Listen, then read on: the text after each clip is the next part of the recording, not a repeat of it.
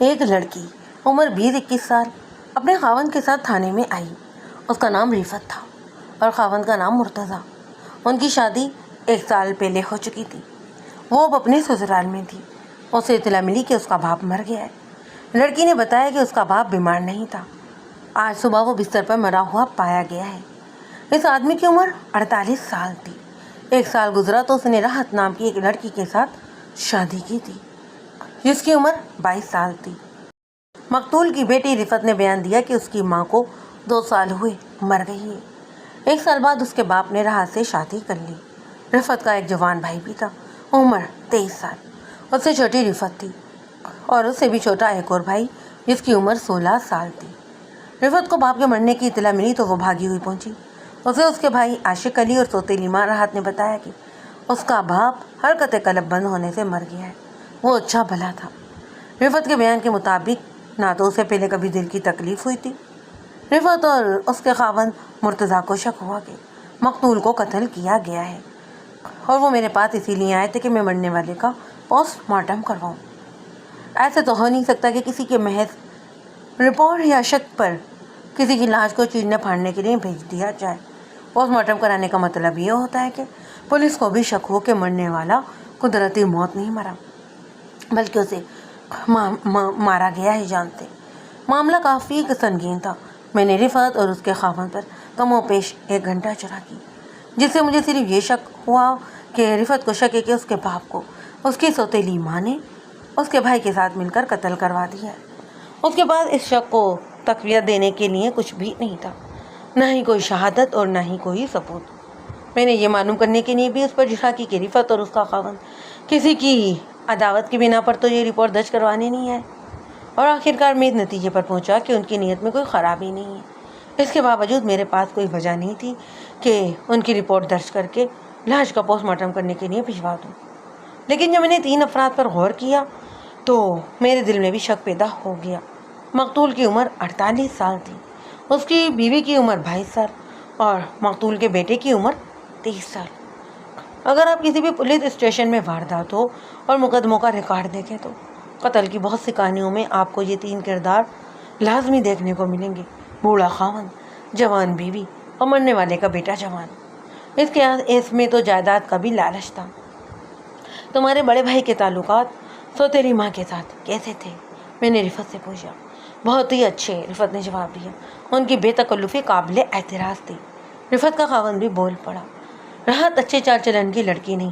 میں نے کئی بار دیکھا ہے کہ عاشق علی رفت کے بڑے بھائی کو دیکھ کر اس کا چہرہ کھل اٹھتا ہے۔ یہ تو کوئی ثبوت نہیں ہوا، میں نے کہا۔ ثبوت تو دیکھیے میں بھی کوئی پیش نہیں کر سکتی، رفت نے کہا۔ میں نے اپنی سوتیلی ماں کو اپنے چھوٹے بھائی کے ساتھ مشکوک حالت میں دیکھا ہے۔ رفت نے میرے پوچھنے پر مشکوک حالت بیان کی۔ اس کے چھوٹے بھائی کی عمر 16 سال تھی۔ رفت نے راحت کے ساتھ لڑائی کی تھی اور اپنے بھائی کو ڈانٹا بھی تھا اور ابا جان کو بات بتا دینے کی بھی دھمکی دی۔ میرے لیے یہ باتیں قابل فہم تھیں۔ جہاں جوان بیٹا اور جوان سوتیلی ماں ہوں وہاں کے متعلق کیسا ہی جھوٹ بول دو وہ سچ ہی لگتا ہے، لیکن جب آپ تھانے دار کی وردی پہن لیتے ہیں تو آپ کی نظروں میں جھوٹ اور سچ کے معنی بدل کر رہ جاتے ہیں۔ میں نے رپورٹ درج نہ کی۔ مقتول کے گھر جا کر اور کچھ اپنی آنکھوں سے دیکھ کر میں نے کارروائی کرنے کا فیصلہ لیا۔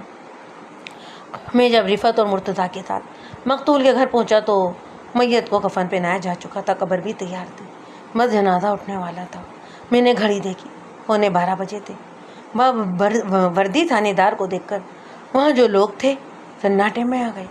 میں نے مقتول کے بڑے بیٹے عاشق کو الگ کر کے پوچھا کہ اس کے والد صاحب کس وقت فوت ہوئے ہیں۔ اس نے بتایا کہ صبح اس کی سوتیلی ماں روتی چیختی ہوئی سونے والے کمرے سے نکلی اور بتایا کہ ابا جان مر گئے۔ میں نے اسے پوچھا، قدرتی بات ہے کہ تم نے لاش کے ماتھے پر یا نبض پر ہاتھ رکھ کر دیکھا ہوگا، لاش گرم تھی یا سرد؟ اس نے جواب دیا، میں نے کبھی کسی لاش کو ہاتھ نہیں لگایا، اس لیے نہیں بتا سکتا کہ لاش کتنی سرد ہوتی ہے۔ ابا جان کی لاش کوئی زیادہ سرد نہیں تھی، میرا خیال ہے کہ کچھ حرارت تھی۔ میں نے اسے دیکھا، میں آپ کی سوتیلی ماں سے علیحدگی میں کچھ پوچھنا چاہتا ہوں۔ تب وہ ایک دم گھبرایا، اس کے چہرے کا بھی رنگ بدلنے لگا، آہستہ سے بولا، کیوں جی، بات کیا ہے؟ میں نے اسے تسلی دی اور کہا، گھبرائے نہیں، مجھے صرف یہ یقین کرنا ہے کہ آپ کے والد صاحب حرکت قلب بند ہونے سے فوت ہوئے۔ وہ اندر چلا گیا۔ جو لوگ تدفین کے لیے آئے ہوئے تھے۔ وہ سمجھ رہے تھے کہ میں بھی اس میں شرکت کرنے آیا ہوں۔ عاشق اندر چلا گیا تو چند آدمی میرے قریب آ گئے۔ دیکھو صاحب، آج کی اولاد کو باپ کا بھی پوری طرح انتقال بھی نہیں ہوا اور جنازہ لے جایا جا رہا ہے۔ یہ تو میں نے پہلے ہی نوٹ کر لیا تھا کہ گھر والے میت کو دفن کرنے میں بہت جلدی کر رہے ہیں۔ عاشق علی باہر آیا۔ میں نے اس سے پوچھا کہ جنازہ اتنی جلدی کیوں لے جایا جا رہا ہے؟ اس نے سوتیلی ماں کے متعلق کہا کہ اس کے اصرار پر ہی جلدی کی جا رہی ہے۔ وہ مجھے کمرے میں لے گیا جہاں ایک جوان لڑکی کھڑی تھی۔ میں نے اندر جاتے ہی اسے سر سے پاؤں تک دیکھا۔ اس کے چہرے اور ڈیل ڈول کو بڑے ہی غور سے دیکھا۔ اکثر وارداتوں میں مشتبہ افراد کے چہرے راز فاش کر دیتے ہیں، اور اس لڑکی کے چہرے پر بھی وہی تاثر تھا جو اس جوان لڑکی کے چہرے پر ہوتا ہے جس کا بوڑھا خاوند ایک ہی سال بعد مر گیا۔ اس کے آنکھوں میں آنسو تو درکنار ہلکی سی لالی بھی نہیں تھی۔ وہ اچھے قد کاٹ کی لڑکی تھی، چہرہ بھی اچھا تھا۔ مجھے دیکھ کر گھبراہٹ قدرتی بات تھی۔ میں نے اس کو کہا بیٹھنے کو اور خود بھی بیٹھ گیا۔ عاشق علی کو میں نے باہر بھیج دیا۔ مرحوم کس وقت فوت ہوئے ہیں؟ میں نے پوچھا۔ آپ؟ اس کے ہونٹ سوکھ گئے اور 3 بار آپ کہہ کر بولی۔ آپ کے دوست تھے؟ آپ کیوں؟ وہ آگے کچھ نہ کہہ سکی۔ جی ہاں، وہ میرے دوست تھے، میں نے جواب دیا۔ وہ کس وقت فوت ہوئے ہیں؟ صبح میری آنکھ کھلی، انہیں جگایا تو وہ کچھ نہ بولے۔ میں نے ہلایا تو بھی نہ جاگے۔ میں نے دیکھا تو مجھے شک ہوا۔ میں نے اسے ٹوک کر پوچھا، آپ نے انہیں ہاتھ لگایا تو جسم گرم تھا یا سرد؟ کچھ گرم تھا، اس نے جواب دیا، مگر جواب بدلنے کے لیے ہکلانے لگی۔ میں نے اس کی تصدیق کو کچھ قبول نہ کیا۔ سچی بات اس کے منہ سے نکل گئی۔ اس کے مطابق صرف 1 یا 1.5 گھنٹہ پہلے وہ مرا تھا، یعنی 5 ساڑھے 5 بجے کے صبح کے درمیان۔ میرا رات کو مرنے کا پتہ صبح کے وقت چلا اور 11:45 بجے وہ یہ خبر اٹھوا رہی تھی۔ میں نے ہی تدفین میں جلدی کی وجہ پوچھی تو وہ کوئی بھی دو ٹوک جواب نہ دے سکی، جس سے میں شک میں پڑ گیا۔ میں نے پوچھا کہ کیا مرحوم کو پہلے کبھی دل کا دورہ پڑا تھا یا بلڈ پریشر کی زیادتی کبھی محسوس کی ہو؟ اس نے بتایا، کل صبح جاگے تو کہنے لگے کہ دل ڈوب رہا ہے اور سر میں بھی چکر آ رہے ہیں۔ میں نے پولیس کے مخصوص انداز میں جرح شروع کر دی۔ یہ جرح بہت طویل تھی، جو آپ کو سنانا اس لیے مناسب نہیں سمجھتا کہ ایک تو یہ میاں بیوی کے تنہائی کے تعلقات کے متعلق تھی، اور دوسرے اس لیے بھی کہ بات لمبی ہو جائے گی اور آپ اکتا جائیں گے۔ میں یہ دراصل معلوم کرنا چاہتا تھا کہ مقتول کا دل ڈوب رہا تھا اور اسے چکر آ رہے تھے تو کیا وہ کسی ڈاکٹر کے پاس گیا تھا؟ راحت نے مجھے گمراہ کرنے کی بہت کوشش کی، لیکن یہ اسے احساس ہی نہیں تھا کہ میں پولیس مین ہوں اور سب کچھ سمجھ رہا ہوں۔ میں نے یہ اخذ کیا کہ مقتول ڈاکٹر کے پاس جانا چاہتا تھا، لیکن بیوی اسے آرام کا مشورہ دے رہی تھی اور اسے لیٹا کر اس کا سر دباتی رہی۔ میں نے آخری بم پھینکا۔ میں نے پوچھا، مرحوم کی عمر 48 سال اور آپ کی عمر 22 سال ہے۔ یہ شادی یقیناً آپ کی مرضی کے خلاف ہوئی ہوگی، آپ پر زبردستی کی گئی ہوگی اور آپ کو بہت افسوس ہوگا۔ اس نے مجھے یہیں پر روک لیا اور خوشی کے لہجے میں بولی، نہیں بالکل نہیں، میں بہت خوش تھی۔ اس نے منہ بسور لیا اور کہنے لگی، اللہ انہیں جنت نصیب کرے، میری تو زندگی تباہ ہو گئی ہے۔ وہ تو اتنے اچھے تھے کہ میں آپ کو بتا نہیں سکتی۔ لڑکی ایکٹنگ کر رہی تھی اور میں اس کا یہی جواب سننا چاہتا تھا۔ میں نے عاشق علی کو بلایا اور کہا، میں آپ کو بڑے افسوس سے یہ اطلاع دیتا ہوں کہ آپ کے والد صاحب کی میت قبرستان میں نہیں جائے گی، اسپتال پوسٹ مارٹم کے لیے جائے گی۔ میں نے دونوں کے چہروں کو غور سے دیکھا۔ عاشق علی نے آہستہ سے پوچھا، کیوں جی؟ اور راحت کا رنگ نمایاں طور پر پیلا پڑ گیا۔ وہ تو بے ہوش ہونے والی تھی، اس کے ہونٹ خشک ہو گئے اور کانپے بھی۔ میں نے اپنے احسائی اور 2 کانسٹیبلوں کو اور بلایا، ساتھ میں مقتول کی بیٹی رفت کے نام سے رپورٹ درج کی اور جو کاغذی ابتدائی کارروائی ضروری تھی وہ پوری کی۔ لاش پوسٹ مارٹم کے لیے بھجوا دی۔ اس دوران عاشق علی اور راحت نے مجھے الگ لے جا کر اس مقصد کے لیے رشوت پیش کی کہ میں لاش کا پوسٹ مارٹم نہ کرواؤں۔ وہ کہتے تھے کہ مرحوم کی بے عزتی ہوگی۔ بات کچھ بھی نہیں ہے، وہ دل کی حرکت بند ہونے سے مرے ہیں۔ رشوت نے میرے شک کو مزید پختہ کر دیا۔ میں نے عاشق علی اور راحت سے کہا کہ وہ گھر میں ہر وقت حاضر رہیں، اور انہوں نے تفتیش سے فرار حاصل کرنے کی کوشش کی تو یہ جرم تصور ہوگا۔ عاشق علی کو جب یہ پتہ چلا کہ اس کی بہن نے رپورٹ درج کروائی تو اس نے کہا، یہ جائیداد کا چکر ہے، جب سے اس کی شادی ہوئی ہے وہ اپنا حصہ مانگ رہی ہے، اس کا خاوند بھی اسے اکسا رہا ہے، اب وہ پریشان کرنا چاہتی ہے تاکہ اسے حصہ مل جائے۔ میرے پوچھنے پر اس نے یہ بھی بتایا کہ تمام کی تمام جائیداد ابھی باپ کے نام ہے۔ مقتول کا کاروبار بھی تھا اور زمیندار بھی. قبضے میں اس کی 4 دکانیں کرائے پر چڑھی ہوئی تھیں. عاشق علی 10 جماعتیں پاس کر کے باپ کے کاروبار میں لگ گیا. یہ گھرانہ روپے پیسے والا تھا لیکن تعلیم واجبی تھی. چونکہ گھرانے میں دانے تھے اس لیے یہ لوگ اپنے آپ کو سیانے بھی سمجھتے تھے اور کوئی غلط حرکت کرنا چاہیں تو دلیری سے کر گزرتے تھے. میں نے مخبروں کو ہدایت دے کر مصروف کر دیا. سورج غروب ہونے سے کچھ دیر پہلے لاش عاشق علی کے حوالے کر دی گئی اور مجھے پوسٹ مارٹم رپورٹ ملی. مقتول کو زہر دے کر مارا گیا تھا. یہ کوئی عام قسم کا زہر نہیں تھا. مقتول کے معدے سے اجزائے جگر اور خون لیبارٹری معائنے کے لیے بھیجے گئے تو رپورٹ ملی کہ مقتول کو نکوٹین دی گئی ہے. اس کے متعلق میں آپ کو کچھ بتا دینا ضروری سمجھتا ہوں. یہ زہر تمباکو کے پتوں سے حاصل کیا جاتا ہے جو تمباکو نوش دھوئے کے ذریعے اپنے خون میں شامل کرتے ہیں اور اپنی عمر کو کم کرتے رہتے ہیں. اگر نکوٹین زیادہ مقدار میں چائے کھانے یا مشروب میں ملا کر کسی کو پلا دی جائے تو پینے والے کے خون میں شامل ہو کر اسے چند دنوں میں اس طرح مار دیتی ہے کہ موت قتل نہیں لگتی بلکہ حرکت قلب بند ہو جاتی ہے. اور اگر بہت زیادہ مقدار پیٹ میں چلی جائے تو فوری موت کا باعث بھی بنتی ہے. میں آپ کو خبردار کرنے کے لیے 2 باتیں بتا دوں. ایک یہ کہ آپ سگریٹ یا حقہ پیتے ہیں تو یوں سمجھ لیجئے کہ آپ اپنے جسم کی انتہائی اہم قوتیں بیکار کر کے اپنے آپ کو قتل کر رہے ہیں. اور دوسری بات یہ بھی نوٹ کر لیں کہ کسی کو قتل کرنے کے لیے اگر آپ نکوٹین استعمال کرنا چاہتے ہیں تو آپ کے پکڑے جانے کے امکانات پوری طرح سے روشن ہیں. میں نے جب نکوٹین کا نام پڑھا تو مجھے مقتول کی بیوہ راحت کی وہ بات یاد آئی جو اس نے کہی تھی. کل صبح جاگے تو کہنے لگے کہ دل ڈوب رہا ہے اور چکر بھی آ رہے ہیں. میں نے جرح کر کے یہ بھی ثابت کر دیا کہ راحت نے مقتول کو ڈاکٹر کے پاس نہیں جانے دیا اور اسے لیٹا کر اس کا سر دباتی رہی. یاد رکھیے کہ مقتول کی عمر 48 سال تھی. یہ ان قدرتی بات ہے کہ نوجوان بیوی جب اسے لیٹا کر اس کا سر دبا رہی ہوگی تو وہ اپنے حشر سے بے خبر مدہوش ہو گیا ہوگا. بڑھاپے میں نوجوان لڑکی کے ساتھ شادی کرنے کا پہلا نتیجہ یہی تو ہوتا ہے کہ بوڑھا زن مرید ہو جاتا ہے. یہ مقتول بھی بیوی کے حسین جال میں پھنس گیا اور اپنی جان دے دی مگر مجھے شہادت کی ضرورت تھی. یہ تو میری محض قیاس آریاں تھیں جو غلط بھی ہو سکتی تھیں.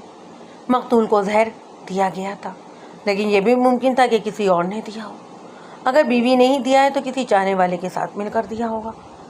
بہرحال میں بھی اسے حراست میں نہیں لینا چاہتا تھا. اسے اور عاشق علی کو شامل تفتیش کر کے پابند کر لیا. میں نے سب سے پہلے عاشق علی کی بہن رفت کے بیان لیے.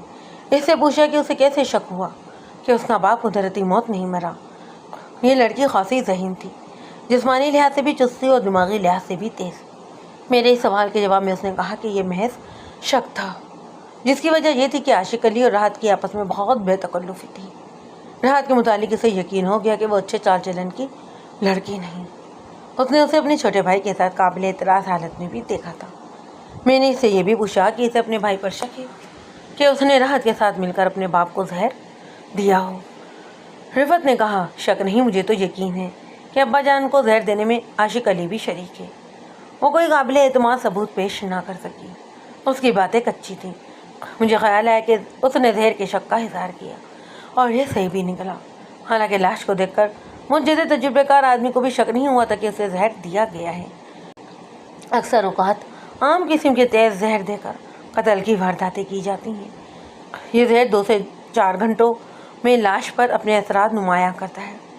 بعض لاشوں کا رنگ نیلا ہو جاتا ہے اور بعض کی جلد پھٹنے لگتی ہے اور بعض لاشوں کے منہ سے جھاگ بھی آنے لگتی ہے. غرض زہر کی ماری ہوئی لاش صاف بتا دیتی ہے کہ موت قدرتی نہیں, یہ قتل ہوا ہے. رفت کے باپ پر ایسے کوئی آثار نہیں تھے. پھر رفت کو زہر کا شک کیوں ہوا؟ میرے ذہن میں یہ بھی خیال آیا کہ جو بہن اپنے بھائی کو پھانسی کے تختے پر کھڑا کر سکتی ہے وہ اپنے باپ کو زہر بھی دے سکتی ہے اور یہ جائیداد کی خاطر بھی ہو سکتا ہے.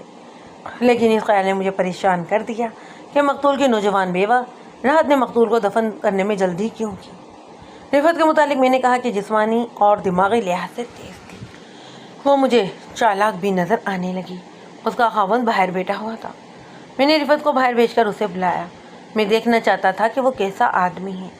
اسے میں نے پہلا سوال یہی پوچھا, کیا آپ کو بھی شک تھا کہ آپ کے سسر کو زہر دیا گیا ہے؟ اس نے نہایت پختہ اور دو ٹوک لہجے میں کہا, شک نہیں, یقین کریں. اس کی بیوی بدماش عورت ہے، عاشق علی بدماش آدمی ہے۔ جہاں تک تعلق تھا وہ تو ہو سکتا تھا، کیونکہ مقتول بظاہر تندرست تھا، اور شک کی دوسری وجہ نوجوان بیوی، اس کے خاوند کا بڑھاپا اور جائیداد۔ مگر جس طرح رفعت اور اس کا خاوند دو ٹوک انداز سے فیصلہ دے رہے تھے، اس طرح تو میں بھی بات نہیں کر سکتا تھا۔ میں نے اس سے چند باتیں اور پوچھی۔ میں صرف یہ معلوم کرنا چاہتا تھا کہ اس شخص کی ذہنیت اور سوچ کیا ہے۔ تقریباً 1 گھنٹے کی جرح اور گپ شپ سے میں نے یہ رائے قائم کی کہ یہ چالاک نہیں ہے، چالاک بننے کی کوشش کر رہا ہے، اور اس کی نظر مقتول کی جائیداد پر ہے، جس میں سے وہ اپنی بیوی کا حصہ حاصل کرنا چاہتا ہے۔ یہ بھی انکشاف ہوا کہ اس کی بیوی رفعت نے اپنے باپ سے حصہ بھی مانگا تھا، اور باپ نے اسے کہا تھا کہ بھی جائیداد تقسیم نہیں ہوئی، جب کروں گا تو حصہ بھی دے دوں گا۔ اس مطالبے کا علم عاشق علی کو ہو گیا۔ اس نے اپنی بہن کو بہت برا بھلا کہا تھا، اور اس سلسلے میں عاشق علی اور رفعت کے خاوند کی بھی تو میں ہو گئی۔ عاشق علی نے یہ بھی کہا تھا کہ میں جائیداد میں سے 1 انچ جگہ نہیں دوں گا۔ راحت نے بھی رفعت اور اس کے خاوند کی بہت بے عزتی کی۔ میں نے اسے باہر بھیج کر رفعت کو بلایا اور اپنا لہجہ ذرا سخت کیا۔ میں نے کہا تمہارا خاوند مجھے کچھ ایسی باتیں بتا کر گیا ہے جو تم نے دانستہ نہیں بتائی۔ ہم منہ سے جو بھی لفظ نکالو تو یہ سوچ لینا کہ یہ لفظ تمہیں 14 سال کے لیے جیل میں بھی بھجوا سکتے ہیں۔ اس کا رنگ جو پہلے ہی صاف تھا گھبراہٹ سے سفید ہو گیا۔ میں نے کہا تمہیں معلوم تھا کہ تمہارے باپ کے جسم میں زہر ہے؟ تمہیں کس طرح پتہ چلا تھا؟ یہ کیا یہ زہر تم نے دیا تھا یا پھر تمہارے خاوند نے؟ وہ سٹ پٹا اٹھی، اکلا کر بولی، آپ سارے محلے سے پوچھ سکتے ہیں کہ میں اپنے سسرال میں تھی، میرا خاوند بھی اپنے گھر میں تھا۔ میں نے اسے چین نہ لینے دیا، جھرا کے ایسے بم پھینکے کہ اس کے پاؤں تلے سے زمین نکل گئی اور وہ آخرکار رونے لگی۔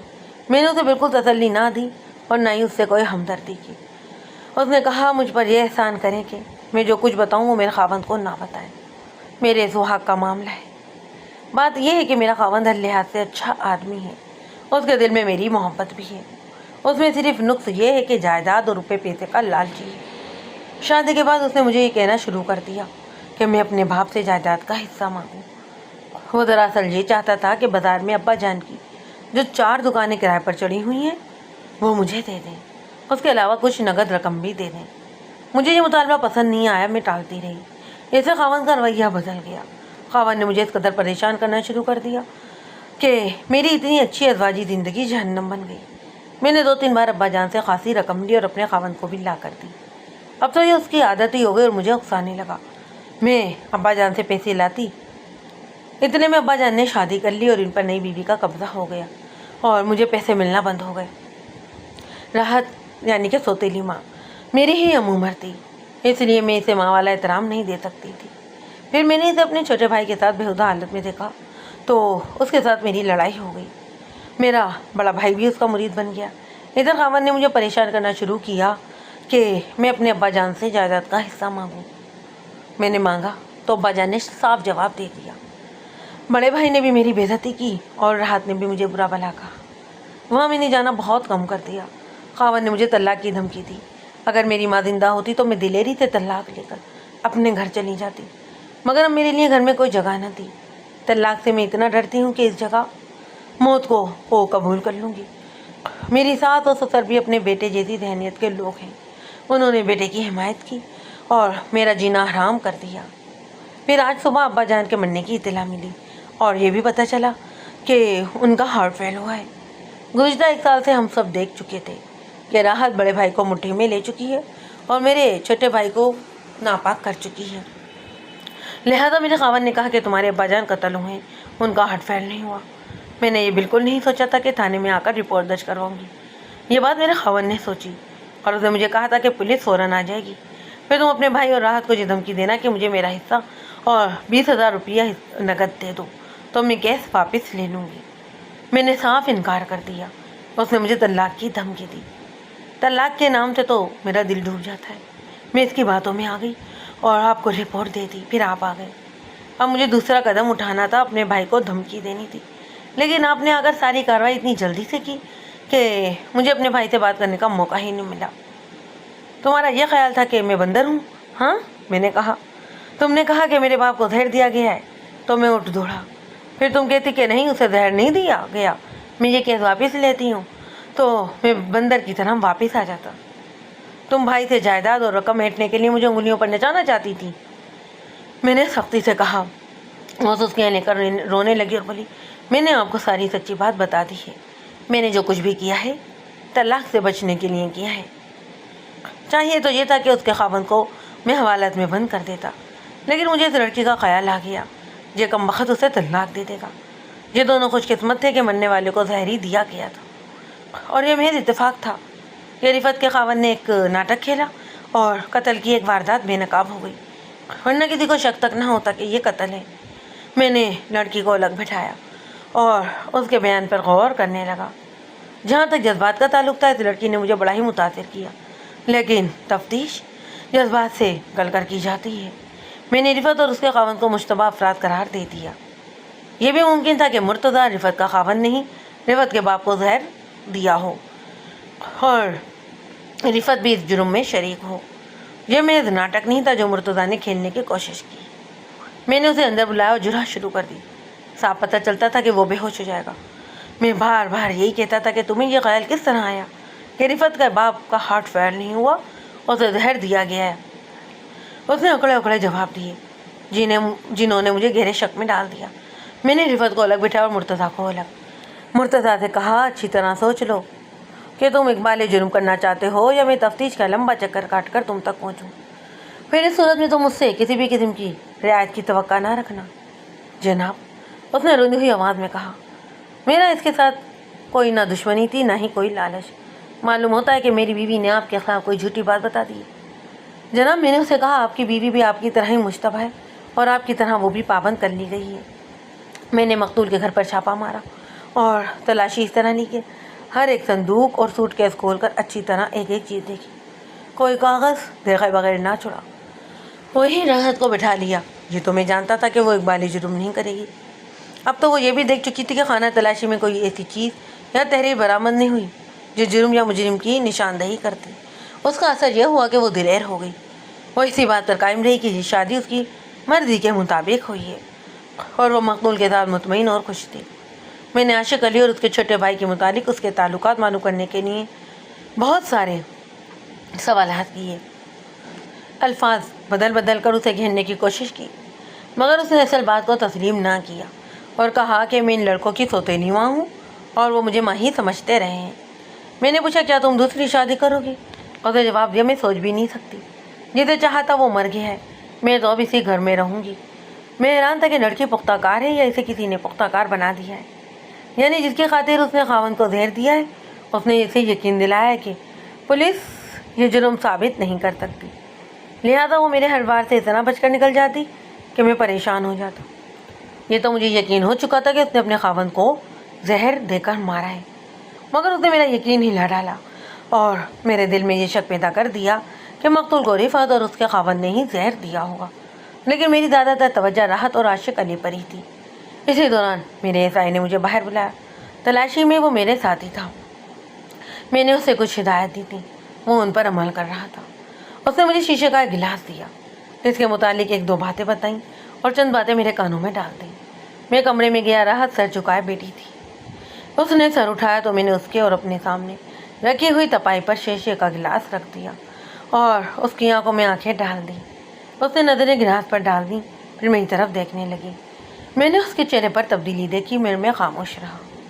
وہ جھنجھلا کر بولی, یہ گلاس کیوں آگے رکھا ہے آپ نے میرے, تاکہ تم اسے اچھی طرح پہچان لو. میں نے کہا, تم نے پرسوں عاشق علی کے ہاتھ سے یہ گلاس کیوں چھین لیا تھا؟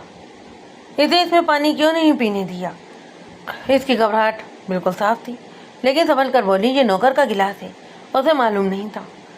میں نے گلاس اٹھا کر اپنے پاس رکھ لیا اور راحت سے پوچھا, عاشق علی نے اپنے باپ کے ساتھ جھگڑا کیا تھا, یہ باتیں نوکر نے ایسا ایکھوں بتائی تھیں. باپ بیٹے کے درمیان کوئی بات ہوئی ہوگی, اس نے جواب دیا. مجھے تو کوئی بات کا علم نہیں.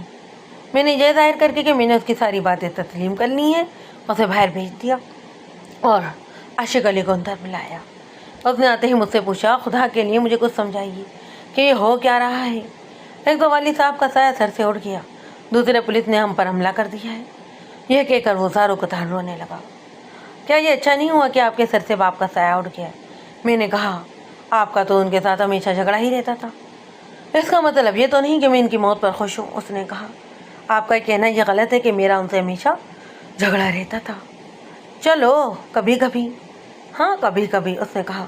یہ بھی تھوڑا عرصہ ہوا کہ ابا جان مجھ سے پر بگڑنے لگے تھے، دوسری شادی کے بعد، میں نے کہا۔ جی، اس کے منہ سے جی پھسل گیا۔ جسے نکلنے کے لیے اس نے کوئی بات بنانے کی کوشش کی، لیکن میں نے ہمدردی بھرے لہجے میں کہا، جو آدمی بڑھاپے میں نوجوان لڑکی سے شادی کر لیتا ہے نا، وہ اپنے جوان بیٹے کو بھی دشمن سمجھنے لگتا ہے۔ اگر بوڑھا صاحب جائیداد ہو تو اسے یہ بھی وہم ہو جاتا ہے کہ اس کا جوان بیٹا اس سے اس کی جوان بیوی اور جائیداد چھین لے گا۔ یہی مصیبت آپ کے ہاں پیدا ہو گئی، میں نے لہجے میں اور بھی زیادہ درد پیدا کر کے کہا۔ آپ پریشان نہ ہوں، والد صاحب کا کاروبار سنبھال لیں، انہیں شادی کم از کم اس عمر میں نہیں کرنی چاہیے تھی۔ آپ کی بدقسمتی یہ ہے کہ راحت آپ کو بہت چاہتی تھی، یہ بالکل قدرتی بات تھی، وہ آخر جوان ہے، جوانی انسان کو مجبور کر دیتی ہے۔ میں نے لمبا چوڑا لیکچر شروع کر دیا اور عاشق علی جی جی کہتا رہا۔ اس کی کمزوری سے میں آگاہ تھا، یہ اس کی بہت بڑی کمزوری تھی کہ پولیس اس کے گھر کی تلاشی لے کر اس کے گھر بیٹھی تفتیش کر رہی تھی۔ پولیس انسپکٹر کو وہ دنیندہ یا بھوت سمجھ رہا تھا، بلکہ اس بھوت نے انسانوں کی طرح پیار اور ہمدردی کی باتیں شروع کر دی تو وہ ریت کی اب ڈھیری بن گیا۔ میں نے اس کے دل و دماغ پر قبضہ کر لیا اور اسے اس مقام تک لے آیا کہ اس نے میری اس بات کا جواب بھی جی میں دے دیا کہ راحت کا چال چلن اچھا نہیں اور اس نے تمہیں اپنی عیاشی کا ذریعہ بنا لیا تھا۔ اس کے منہ سے جی نکل گیا تو میں نے کسی بھی رد عمل کا اظہار نہ کیا اور کہا، آپ کے والد صاحب کو شاید یہ پتہ چل گیا تھا کہ راحت کے ساتھ آپ کے تعلقات قابل اعتراض ہیں اور جھگڑے کی وجہ بھی یہی تھی۔ پھر آپ نے انہیں یہ بھی کہہ دیا کہ جائیداد آپ کے نام منتقل کر دی جائے۔ ادھر آپ کی بہن نے اپنے حصے کا مطالبہ کر دیا، اس سے آپ کے والد صاحب اور بھی زیادہ غصے میں آ گئے۔ بہن کو تو میں نے ڈانٹ دیا تھا، اس نے ایک پھیکی سی مسکراہٹ کے سے پوچھا، آپ کو یہ باتیں کس نے بتائی ہیں؟ مجھ سے کچھ بھی نہیں چھپا ہوا، میں نے اسے کہا اور گلاس اس کے سامنے رکھ کر پوچھا، اس روز آپ اس گلاس میں پانی پینے لگے تو راحت نے آپ کے ہاتھ سے جی گلاس کیوں چھین لیا تھا؟ کہتی تھی کہ یہ نوکر کا ہے۔ یہ کہاں رکھا تھا؟ بورچی خانے میں، اس نے جواب دیا۔ پانی پینے کے لیے میں خود ہی بورچی خانے چلا گیا۔ یہ گلاس الگ رکھا تھا، میں نے اس میں پانی ڈالا تو راحت آ گئی۔ اس نے گلاس میرے ہاتھ سے چھین کر الگ کر دیا اور کہا کہ مجھ سے کیوں نہیں پانی مانگا، یہ نوکر کا گلاس ہے۔ اس نے مجھے دوسرے گلاس میں پانی ڈال کر دیا تھا۔ اس نے مجھ سے پوچھا، یہ گلاس آپ نے اپنے پاس کیوں رکھا ہوا ہے؟ آپ کو کچھ بھی معلوم نہیں؟ میں نے پوچھا۔ یہی تو میں آپ سے معلوم کرنا چاہتا ہوں، اس نے کہا۔ اس گلاس میں آپ کے والد صاحب کو زہر دیا گیا تھا، میں نے کہا، اور یہ بات آپ کے علم میں ہے۔ اس کی آنکھیں ٹھہر گئیں، اس کے منہ سے سرگوشی نکلی۔ زہر؟ مجھے علم ہے؟ پھر اس نے آگے جھک کر پوچھا، آپ نے کیسے کہہ دیا کہ مجھے اس بات کا علم ہے؟ میں نے اسے کہا، آپ مجھ سے سوال نہ پوچھیں، بس میرے سوالوں کا جواب دیتے جائیں، یہ معاملہ حل ہو جائے گا۔ اگر آپ میری مدد کریں گے تو ہم دونوں کا کام آسان ہو جائے گا۔ بہتر ہے کہ پولیس اسٹیشن چلتے ہیں۔ میں نے راحت کو دانستہ نظر انداز کر دیا۔ اس کے گھر سے نکلتے وقت میں نے اسے کہا، آپ ناراض تو ضرور ہوں گی، لیکن میں اپنی ڈیوٹی سے مجبور ہوں۔ میں اسے حیران پریشان چھوڑ کر عاشق علی کو ساتھ لیے تھانے میں چلا گیا۔ میں نے اپنا انداز دوستانہ ہی رکھا، اس کی خاطر تواضع کی اور دوستانہ لب و لہجے میں تفتیش شروع کی۔ شام تک تو وہ مان گیا کہ راحت کے ساتھ اس کے تعلقات ناجائز تھے اور راحت پردہ پوشی کے لیے مقتول کے ساتھ نہایت اچھا سلوک کرتی تھی۔ راحت کے متعلق عاشق علی نے یہ نیا انکشاف کیا کہ اس کا رشتہ انور نام کے ایک آدمی کے ساتھ طے ہو گیا تھا، لیکن راحت کی شادی مقتول کے ساتھ کر دی گئی۔ عاشق علی کے الفاظ کچھ اس قسم کے تھے، ابتدا میں راحت کسی کے ہاتھ نہیں آتی تھی، ایسے معلوم ہوتا تھا جیسے کسی جنگلی جانور کو پنجرے میں بند کر دیا گیا ہو۔ کچھ کھاتی پیتی بھی نہیں تھی، پہلے تو روتی رہی، پھر اس نے لڑائی جھگڑے شروع کر دیے۔ میں نے اسے بہلانے پسلانے کی ذمہ داری اپنے ذمے لی تو وہ میرے سامنے کھل گئی۔ اس نے میرا دماغ بھی خراب کر دیا۔ اس کے بعد وہ خوش رہنے لگی، وہ 8ویں 10ویں روز اپنے گھر چلی جاتی۔ کچھ عرصے بعد مجھے پتہ چلا کہ وہ اس شخص سے ملتی ہے جس کے ساتھ اس کا رشتہ طے ہوا تھا۔ عاشق علی نے مجھے تفصیل سے بتایا کہ اس نے پیچھا کر کے راحت کو اس آدمی کے ساتھ دیکھا۔ اس کا نام انور تھا اور عمر عاشق علی جتنی، یعنی 22-23 سال۔ عاشق علی نے مجھ پر یہ ثابت کرنے کی کوشش کی کہ اپنے باپ کو زہر دینے میں وہ شریک نہیں ہے۔ اس نے بہت سی دلیلیں دے کر یہ بھی بات بتانے کی پوری کوشش کی کہ راحت نے انور کے ساتھ مل کر اس کے باپ کو زہر دیا ہے۔ اس کی دلیلیں میرے لیے قابل قبول تھیں۔ انور ایک نیا مشتبہ تھا جو میرے سامنے آیا۔ میں نے عاشق علی کو مشتبہ فہرست میں سے خارج تو نہ کیا، لیکن اسے یہ تاثر دیا کہ انور کا نام سامنے آ جانے سے میں اب اسے مشتبہ نہیں سمجھتا۔ میرے سامنے اب 5 مشتبہ افراد تھے: رفعت، اس کا خاوند، عاشق علی، راحت اور انور۔ راحت کے متعلق تو یقین ہو گیا تھا کہ زہر اسی نے دیا ہے۔ بس اب مجھے معلوم یہ کرنا تھا کہ اس کا ساتھی عاشق علی ہے یا پھر انور۔ مخبروں کا گھیرا ان کے تنگ ہوتا جا رہا تھا۔ میرا ایسا ہی میری ہدایت کے مطابق اپنی خفیہ کارروائیوں میں مصروف تھا۔ مجھے کوئی غم نہیں تھا۔ میں نے طے کیا تھا کہ اگلے روز راحت کو باقاعدہ حراست میں لے لوں گا۔ رات کے 9 بج رہے تھے۔ میں نے عاشق علی کو یہ کہہ کر چھٹی دے دی کہ وہ کل صبح 9 بجے تھانے میں آ جائے، اور یہ میری بہت بڑی غلطی تھی۔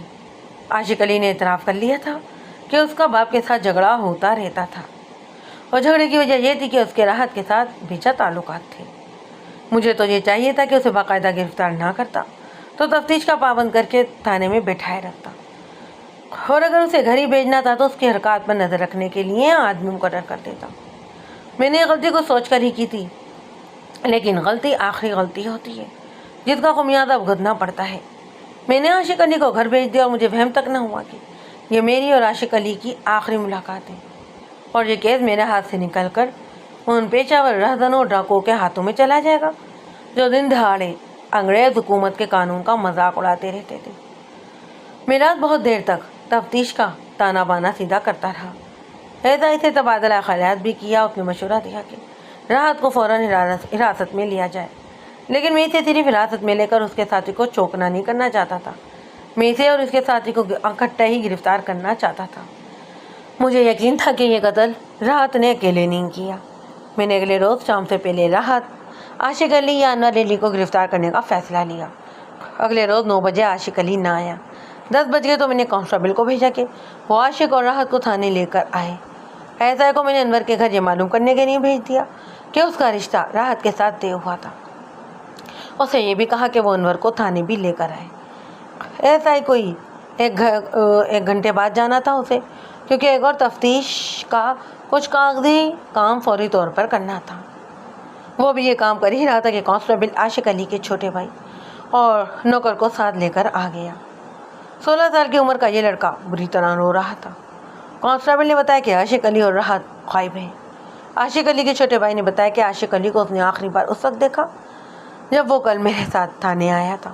اس کے بعد وہ گھر نہیں گیا۔ راحت کے متعلق اس نے بتایا کہ شام کے بعد وہ راحت کے ساتھ رہا۔ رات 9 بجے کے قریب راحت نے اسے کہا کہ جاؤ، جا کے سو جاؤ۔ وہ اسی کمرے میں سونا چاہتا تھا، لیکن راحت نے اسے بہلا پھسلا کر دوسرے کمرے میں بھیج دیا۔ کوئی 9 گھنٹے کے بعد راحت اس کے کمرے میں گئی۔ بتی بجھی ہوئی تھی۔ لڑکا جاگ رہا تھا۔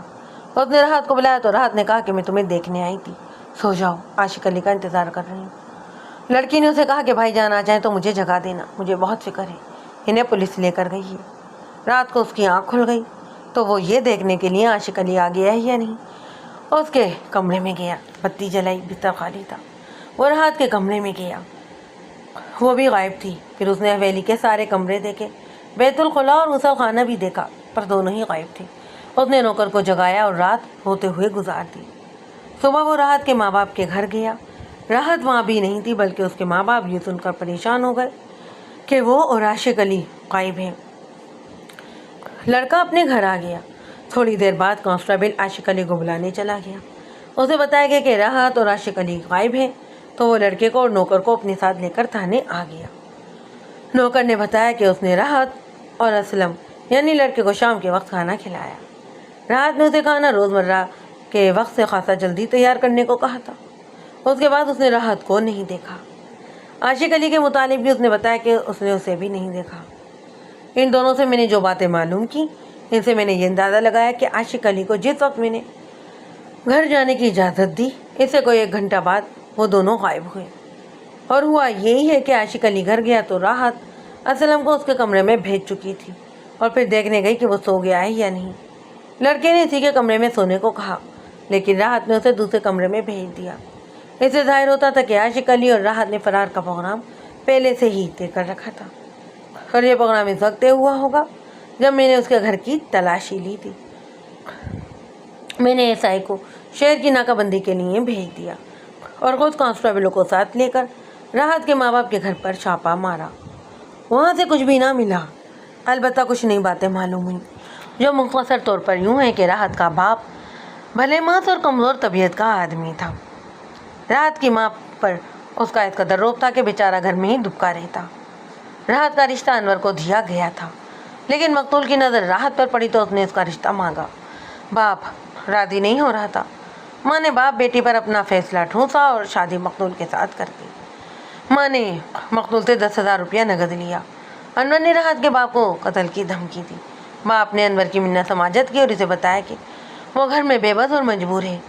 انور نے پھر راحت کی ماں کو یہ دھمکی دی۔ پھر راحت گھر آ کر انور سے ملنے لگی۔ راحت کے باپ نے تو ساری باتیں بتا دی، لیکن اس کی ماں ساری باتیں گول کر رہی تھی۔ میں نے اسے الگ لے جا کر دھمکی دی کہ وہ صحیح بات نہیں بتائے گی تو میں اسے تھانے لے جاؤں گا۔ کچھ تھانے جانے کا خوف تھا اور کچھ میری پوچھ گچھ کا انداز، جس سے اس نے تمام باتوں کا اعتراف کروا لیا۔ وہ مان گئی کہ اس نے اپنی بیٹی کا 10,000 روپیہ لیا تھا۔ وہ یہ بھی مان گئی کہ راحت شادی کے بعد انور سے ملتی تھی۔ یہ ایک شرط تھی جو راحت نے ماں سے منوائی تھی کہ اسے انور سے ملنے سے نہیں روکا جائے گا۔ ماں نے یہاں تک بتا دیا کہ راحت گھر آتی تھی تو باپ اگر گھر میں نہ ہو تو وہ خود انور کو گھر میں بلا لیتی اور راحت کے پاس الگ کمرے میں بٹھا دیتی۔ انور کے متعلق اس نے بتایا کہ بڑا ہی سخت طبیعت کا آدمی ہے۔ اسے 2-3 رشتے ملے جو اس نے ٹھکرا دیے۔ راحت کے متعلق ماں نے بتایا کہ خاوند کے مرنے کے بعد وہ ادھر نہیں آئی۔ میں انور کے گھر گیا۔ اس کے ماں باپ نے بتایا کہ انور بڑا ہی ضدی لڑکا ہے، شادی کا نام ہی نہیں لیتا۔ میں نے پوچھا کہ وہ کہاں ہے تو باپ نے کہا کہ وہ اس کے ہاتھ سے نکل گیا ہے، اکثر ہی گھر سے غائب رہتا ہے۔ خود سر اتنا ہو گیا ہے کہ والدین اس کے لیے پریشان ہیں، اپنی جان لے لے گا یا کسی کو مار ڈالے گا۔ راحت کے باپ نے یہ بھی بتایا کہ اس لڑکی نے لڑکے پر قبضہ کر رکھا ہے۔ وہ اپنے گھر آتی ہے تو انور کو بلا لیتی ہے، اسے کپڑے اور پیسے دیتی ہے۔ باپ نے کہا مجھے شک ہوتا ہے کہ راحت مقتول کی برائے نام بیوی ہے، اس نے اور انور نے در پردہ شادی کر رکھی ہے۔ میں نے جب اسے بتایا کہ راحت نے خاوند کو زہر دیا ہے اور وہ لاپتہ ہو گیا ہے تو باپ رو پڑا، کہنے لگا کہ اس لڑکے نے مجھے جس طرح پریشان کیا ہے اس سے تو بہتر یہی ہے کہ وہ پھانسی چڑھ جائے، وہ رو دھو کر صبر کر لوں گا۔ اب تو محلے برادری میں اس نے سارے خاندان کو بدنام کر دیا ہے۔ میں اس کی ماں اور اس کی بہنیں کسی کو منہ دکھانے کے قابل نہیں رہی۔ یہ بدبخت میرا ایک ہی لڑکا ہے۔ ماں باپ کی پریشانی تو اپنی جگہ تھی، مگر میری پریشانی اپنی جگہ۔ انور بھی لاپتہ، عاشق علی بھی غائب، اور راحت گئی تو گئی کس کے ساتھ؟ شہر کی ناکہ بندی بیکار تھی۔ رات کے وقت 3 ریل گاڑیاں یہاں پر رکتی تھیں، 2 بسیں بھی رات کو یہاں سے روانہ ہوتی تھیں۔ راحت کے اور اس کے ساتھی کمو بیش 200 میل دور پہنچ چکے ہوں گے۔ اب مجھے ملزموں کی تصویر حاصل کر کے مختلف شہروں میں بھیجنی تھی اور ان کے تلاش کے اقدام کرنے تھے۔ 2 دن ایسی بھاگ دوڑ میں گزر گیا۔ دوسرے دن 2 دیہاتی تھانے میں آئے اور اطلاع دی کہ شہر سے دور میل ایک قدرتی جھوڑ میں ایک شہری کی لاش پڑی ہے، کپڑے خون سے لال ہیں۔ میں قتل کی ایک اور واردات رجسٹر کرنے کے لیے چل پڑا۔ ہیڈ کانسٹیبل اور 2 کانسٹیبلوں کو ساتھ لیا، ٹانگے میں بیٹھے اور روانہ ہو گئے۔ یہ دیہاتی مجھے اپنے علاقے میں لے گئے جہاں سے کم ہی لوگوں کا گزر ہوتا تھا۔ اس زمانے میں یہ علاقہ ویران تھا، سرگنڈے اور جھاڑیاں تھیں اور درخت بھی تھے۔ یہ علاقہ زیر کاشت نہیں تھا۔ ایک پگ ڈنڈی بھی گزرتی تھی جس پر دن کے وقت بیل گاڑیاں یا کوئی اکا دکا لوگ ہی گزرتے ہوں گے، ورنہ یہ راستہ عام نہیں تھا۔ دور دور تک کوئی گاؤں بھی نہیں تھا۔ سنا تھا کہ کچھ عرصے پہلے انگریز یہاں سور کا شکار کھیلا کرتے تھے اور اس وجہ سے انہوں نے اس علاقے کو آباد نہیں ہونے دیا تھا۔ دیہاتیوں نے ایک جگہ ٹانگا رکوایا اور مجھے ایک طرف لے گئے۔ کم و بیش 150 یا 2.25 گز دور ایک جوہڑ کے کنارے گدھوں اور چڑچڑ کی خوفناک آوازیں سنائی دے رہی تھیں۔ وہ لاش کو کھا رہے تھے۔ لاش جوہڑ کے کنارے پڑی تھی، وہاں پانی بہت تھوڑا تھا، کنارے پر جھاڑیاں بھی اگی ہوئی تھیں، لاش ان میں چھپی ہوئی تھی۔ یہ لاش عاشق علی کی تھی۔ ان دیہاتیوں کو یہ نظر نہیں آ سکتی تھی۔ وہ 150 گز دور سے گزر رہے تھے۔ راستے پر ایک جگہ انہوں نے خون گرا ہوا دیکھا۔ زمین پر انہیں ایسے نشان نظر آئے جو صاف بتاتے تھے کہ یہاں پر کوئی لڑائی جھگڑا ہوا ہے۔ وہاں سے ایک نمایاں نشان ایک طرف کو جاتا تھا، جیسے کسی انسان کو مردہ یا زندہ حالت میں گھسیٹ کر لے جایا گیا ہو۔ خون بھی صاف نظر آتا تھا جو خشک تھا۔ زمین کچی تھی جیسے میری خوب رہنمائی کی۔ دیہاتیوں نے گدھوں کو اترتے دیکھا تو وہاں تک گئے اور انہیں عاشق علی کی لاش نظر آ گئی۔ یہ صرف اس کی ٹانگیں ہی کھا سکے تھے کیونکہ لاش پانی میں پڑی تھی، ٹانگیں کنارے پر تھیں اور اس کے تینوں طرف گھنی جھاڑیاں بھی تھیں۔ گدھوں کے بیٹھنے کے لیے کوئی جگہ ہی نہیں تھی۔ چہرہ بالکل صاف حالت میں تھا، قمیص خون سے لال تھی۔ لاش گھسیٹ کر باہر نکلوائی جسم دیکھا، چاقو یا خنجر کے کئی گہرے زخم تھے۔ میں لاش کو گھسیٹنے کا نشان دیکھتا ہے جگہ پہنچا جہاں سے لاش گھسیٹی گئی تھی۔ وہاں مجھے کچھ اور بھی نشان نظر آئے۔ میں کھوجی نہیں تھا، پاؤں کے نشان تو دیکھ سکتا تھا، پر بجھا ہوا کھرا اٹھانا میرے لیے بہت مشکل تھا۔ وہاں پر نشان صاف تھے، لڑائی ہوئی تھی۔ عاشق علی گرا اور اسے مارنے یا مارنے والے گھسیٹ کر جوہڑ میں پھینک گئے تاکہ راستے سے یہ ہٹ جائے۔ خدا کی ذات کے سوا اینی شاید کوئی نہیں تھا۔ مجھے زمین سے گواہی لینی تھی۔ زمین کی تو کوئی زبان نہیں ہوتی، لیکن جہاں انسان کا خون گرتا ہے وہاں پر زمین بولتی ہے، اور یہ زبان سمجھنے والے کچھ لوگ ہوتے ہیں جنہیں کھوجی کہتے ہیں۔ میرے ہاتھ میں ایک مشہور بوڑھا کھوجی تھا جس نے انگریز پولیس افسروں کو بھی حیرت میں ڈال رکھا تھا۔ اس کے لیے ٹانگا بھیجا اور میں زمین کو دیکھنے لگا۔ فوری طور پر مجھے جو بات سمجھ آئی وہ یہ تھی کہ عاشق علی رحمت کے ساتھ ادھر سے گزرا اور رہزنوں کے ہتھے چڑھ گیا اور وہ اسے قتل کر کے راحت کو اپنے ساتھ لے گئے۔ اس زمانے میں پیشہ ور ڈاکو اور رہزنوں کے گروہ ہوتے تھے۔ یہ ان تاریخی ڈاکوؤں کی اولاد یا شاگرد تھے جو جنگلوں کے وسیع علاقوں میں حکمرانی کرتے تھے۔ انگریزوں نے فوج کی مدد سے علاقے صاف کیے تھے، مگر ابھی تک یہ پیشہ زندہ تھا۔ جہاں پر عاشق علی کی لاش پڑی تھی وہاں سے 1 میل دور جنگل شروع ہوتا تھا جس میں کھنڈالے اور اونچی اونچی چٹانیں بھی تھیں۔ میں یہی کچھ سمجھ سکا کہ یہ پیشہ ور رہزنوں کی واردات ہے، جن میں 2 اشتہاری ملزم تھے، ایک ٹنڈل کہلاتا تھا اور دوسرا منا بادشاہ۔ یہ پکڑے نہیں جاتے تھے، ان کا کوئی ٹھکانہ بھی نہیں تھا۔ ان کے پاؤں میں چکر تھے اور پولیس کو بھی وہ اسی چکر میں الجھائے رکھتے تھے۔ مگر سوچنے والی بات یہ تھی کہ عاشق علی راحت کو لے کر جا کہاں رہا تھا؟ وہ اتنا ویران علاقے میں کس طرح پہنچ گئے؟ کیا یوں ہوا ہوگا کہ ڈاکوؤں نے انہیں ریلوے اسٹیشن سے ڈرا دھمکا کر ساتھ لیا اور یہاں پر آ کر اسے قتل کر گئے اور راحت کو ساتھ لے گئے؟ میں زمین کے نشان دیکھ دیکھ کر یہ معاملہ سلجھانے کی کوشش کر رہا تھا کہ مجھے کچھ اور نشان بھی نظر آئے۔ یہ ٹانگے کے پہیوں کے نشان تھے۔ ایک تو ہمارے ٹانگے کے نشان تھے جو تازہ دم ہونے کی وجہ سے الگ تھلگ نظر آتے، یہ ایک جگہ آ کر ختم ہو گئے۔ ان کے علاوہ پہیوں کے جو نشان تھے وہ بتاتے تھے کہ ایک طرف ٹانگا جو ایک طرف ہٹ کر رک گیا۔ گھوڑے کے کھرے بالکل صاف تھے۔ ایک اور ٹانگا آیا، اسے دائیں کو قریب آ کر رکا، وہاں سے انسانی پاؤں کے نشان شروع ہوئے۔ میں نے بیٹھ کر یہ کھرے دیکھے۔ ایک کھرا عورت کا تھا، پاؤں چھوٹا تھا۔ پھر یہ سارے ہی کھرے گڈمڈ ہو گئے۔ وہاں سے قریبی گاؤں 2-3 میل دور تھا۔ کوئی 2-3 گھنٹے بعد بوڑھا کھوجی آ گیا۔ وہ پیچھے چلا گیا اور وہاں سے زمین کو دیکھتا ہوا واردات کی جگہ تک آیا۔ 3-4 چکر وہاں کے کاٹے اور یہ کہانی سنائی۔ آگے پیچھے 2 ٹانگے آ رہے تھے۔ اگلا ٹانگا راستے سے ہٹ کر رکا اور دوسرا ٹانگا راستے پر آ کر ذرا آگے رکا۔ راستے سے ہٹ کر رکنے والے ٹانگے میں سے ایک مرد اور ایک عورت اتری، دوسرے ٹانگے میں سے صرف ایک مرد اترا۔ پھر ان کی لڑائی ہوئی۔ لڑکی گھبراہٹ میں ادھر ادھر چلتی رہی۔ پھر ایک آدمی گرا، عورت اور مرد لاش کے قریب اکٹھے کھڑے ہوئے۔ دونوں نے لاش گھسیٹی اور پانی میں پھینکا ہے۔ کھوجی نے مجھے ٹانگے کے واپس جانے کے نشان بتائے۔ پہیوں کے نیم دائرے کے نشان نظر آ رہے تھے۔ میں اسے جوہر تک لے گیا۔ وہاں سے اس نے کھوڑا اٹھایا اور عورت قاتل کے ساتھ جا رہی ہے۔ عورت کو یہاں سے گھسیٹا نہیں جا رہا؟ میں نے پوچھا۔ اور آدمی کتنے ہیں؟ آدمی صرف ایک ہے، اس نے کہا۔ عورت اپنی مرضی سے جا رہی ہے۔ اس نے عورت کا کھرا دکھا کر کہا، یہ کھرا پہچان لیں، اس کے قدموں کا فاصلہ ناپیں، ہر قدم کا فاصلہ ایک جیسا ہے، رفتار تیز ہے، مرد آگے ہے، اور اس بات کا ثبوت ہے کہ عورت ہنسی خوشی جا رہی ہے۔ آگے زمین پتھر کی طرح سخت تھی، جہاں کھرا ڈھونڈنا پڑا۔ پورے کھوجی نے کھرا ڈھونڈ نکالا۔ 1 میل تک کھرا گیا اور کھوجی رک گیا۔ میں نے بھی دیکھا کہ وہاں گھوڑے کے پاؤں کے نشان تھے اور انسانی پاؤں کے بھی۔ खोजी वहाँ पर बैठ गया, बڑی ہی غور سے انسان کی جوتیوں کے نشان دیکھنے لگا۔ اس نے سر اٹھا کر مجھے دیکھا اور بولا، مارا گیا؟ میں نے پوچھا کون؟ اس نے جواب دیا، شہری مارا گیا۔ پیچھے جو نشان ہیں وہ شہری جوتی کے ہیں، یہ نشان دیہاتی جوتیوں کے ہیں۔ میں ان کھروں کو پہچانتا ہوں، جوانی سے دیکھ رہا ہوں، یہ ڈاکوؤں کے کھرے ہیں۔